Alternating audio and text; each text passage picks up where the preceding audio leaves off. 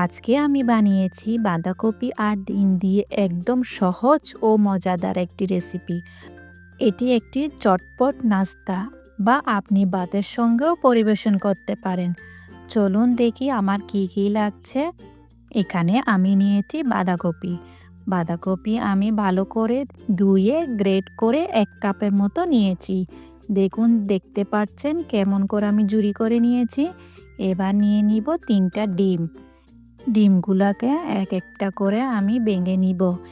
এবার একটি চামচের সাহায্যে আমি কুসুমগুলোকে আলাদা করে নিয়ে নিব এক একটা বাটিতে।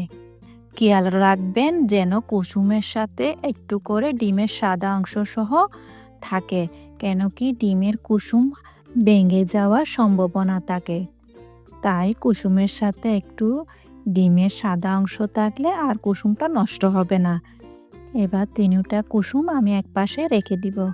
এবার সাদা অংশের মধ্যে আমি যে ধুয়ে রাখা বাঁধাকপি নিয়েছি এইটা আমি দিয়ে দিব ডিমের সাদা অংশের মধ্যে। 3 টেবিল স্পুন মতো আমি গাজর কুচি নিয়েছি।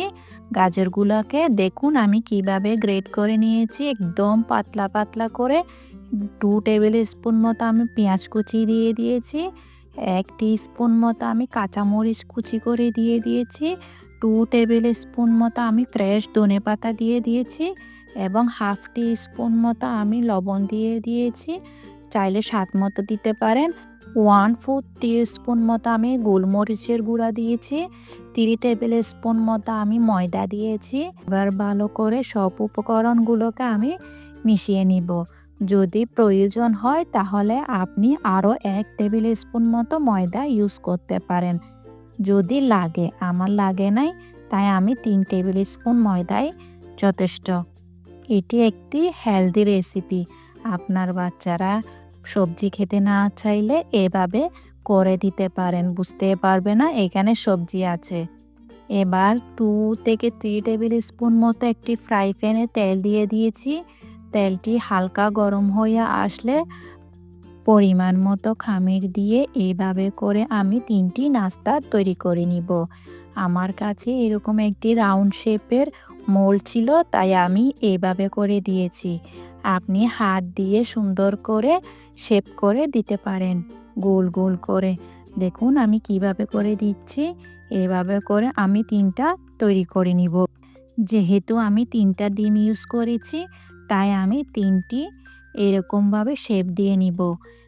শেপ দেওয়ার সময় মনে রাখবেন মাঝখানে একটু হোল করে দিবেন চামচের সাহায্যে। দেখুন আমি কিভাবে দিচ্ছি। আমার থেকে মনে হচ্ছে এই নাস্তাটি তৈরি করা দুনিয়ার সবচাইতে সহজ একটি নাস্তা। এটি বানাতে একদম সময় কম লাগে। এখন যে আমি উঠিয়ে রেখেছিলাম ডিমের কুসুম 3টা, এই 3টা কুসুম 3টা নাস্তার উপর দিয়ে এর উপরে সামান্য পরিমাণ লবণ স্প্রিঙ্কেল করে দিব, সামান্য পরিমাণ গোলমরিচের গুঁড়া স্প্রিঙ্কেল করে দিব, ব্ল্যাক পেপার। তারপরে আমি এটা একদম লো আছে রান্না করে নিব যেন ভেতরে কাঁচা না থেকে থাকে। দুনো পাশ ভালো করে উল্টে পাল্টে আমি গোল্ডেন ব্রাউন হওয়া পর্যন্ত রান্না করব। আমার রেসিপি যদি আপনার একটু উপকারে আসে বা ভালো লেগে থাকে তাহলে লাইক, কমেন্ট, শেয়ার এবং সাবস্ক্রাইব করতে একদমই ভুলবেন না। আমার নাস্তাগুলো হয়ে গেল। এবার আমি এক একটা করে উঠিয়ে নিব। বিকালের নাস্তায় বা সকালে ব্রেকফাস্টে এই নাস্তাটি পরিবেশন করতে পারেন। সবাই অনেক পছন্দ করবে। রেসিপিটি কেমন হলো কমেন্টে জানাবেন কিন্তু। দেখা হচ্ছে নতুন আরেকটি রেসিপি নিয়ে। সেই পর্যন্ত ভালো থাকবেন, সুস্থ থাকবেন, আমার জন্য দোয়া করবেন। আসসালামু আলাইকুম। আল্লাহ হাফেজ।